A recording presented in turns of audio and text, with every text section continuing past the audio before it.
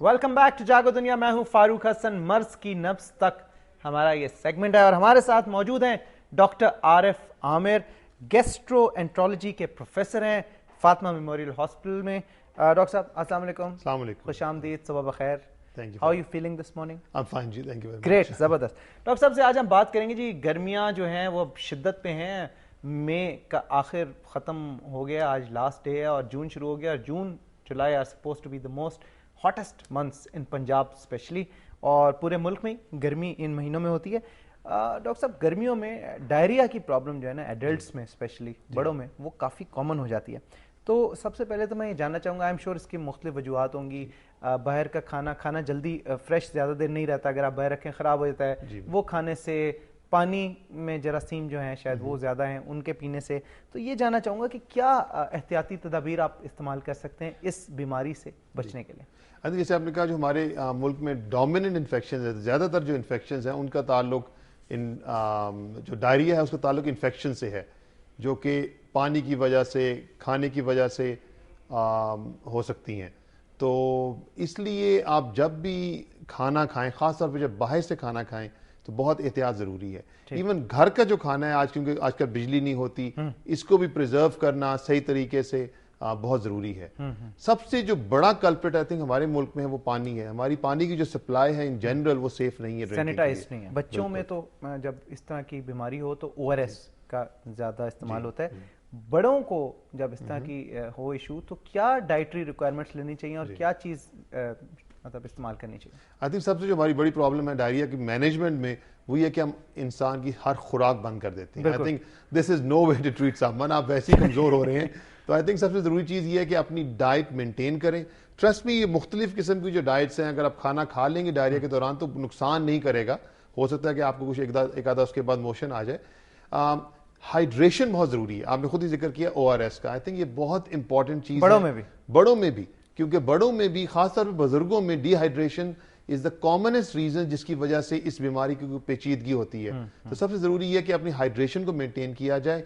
बड़ों में भी उतनी ही जरूरी है जितनी क्या एक्सेसिव वाटर पिए, ज्यादा पानी पिए? आम रूटीन से अगर आम जिंदगी लाइफ में आप 6 ग्लास या 8 ग्लास पीते हैं, तो क्या 16 ग्लास पिए? जब जी, ये डिपेंड करता है आपको कितने मोशंस आ रहे हैं, उसके मुताबिक आप एडजस्ट कर सकते हैं। ठीक है जी, लेकिन एक्सेसिव लेना चाहिए और ORS का इस्तेमाल करना। ORS का इस्तेमाल। अच्छा, डाइट की आपने बात की, अब मुझे ये बताएं, अक्सर डॉक्टर्स को भी मैंने सुना है ये कहते हैं कि जी आप सॉलिड डाइट ना लें, आप लिक्विड्स लें, जूसेस पिएं और आप खिचड़ी खा लें अगर आपने खानी है। बाकी कोई खाना मिर्च मसाले वाला या नमक वाला या कोई इस तरह, क्या इसमें कुछ हकीकत है या ये मिथ है?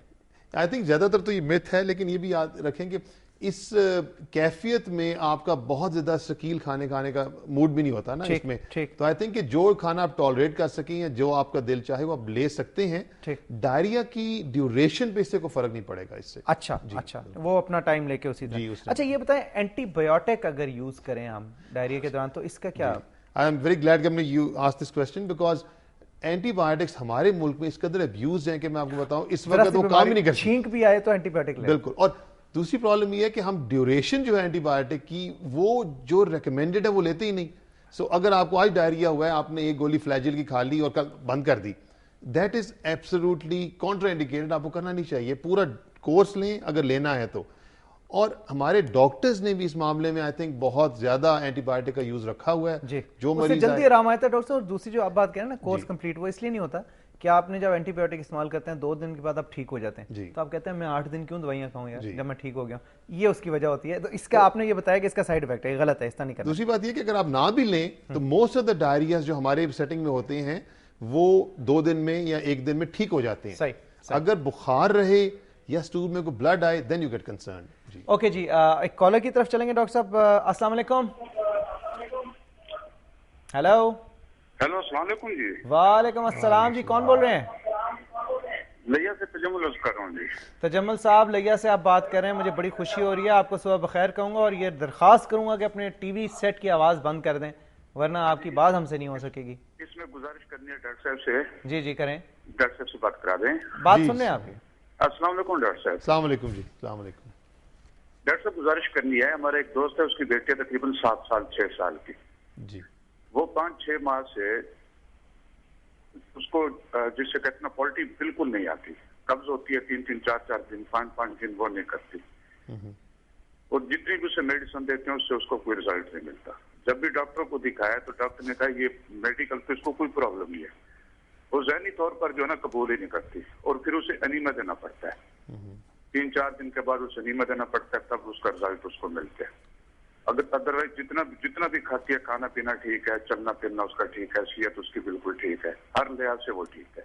हमने 3-4 जो भी यहाँ डॉक्टर थे, चाइल्ड स्पेशलिस्ट थे, उनको दिखाया हमने, तो उनका यही कहना है कि ये बिल्कुल ठीक है, ये ठीक हो जाएगी। कभी वो डूफालैक सिरप दे देते हैं, इस टाइप की मेडिसिन दे देते हैं, लेकिन उसको रिजल्ट नहीं मिलता। 3-3, 4-4 दिन गुजर जाते हैं, यानी उसको हमें एनीमा देना पड़ता है पॉटी के लिए। बच्चों में कुछ एनाटॉमिकल प्रॉब्लम्स ऐसी होती हैं जिनमें जो बड़ी आंत की फंक्शनिंग है वो अफेक्ट हो सकती है।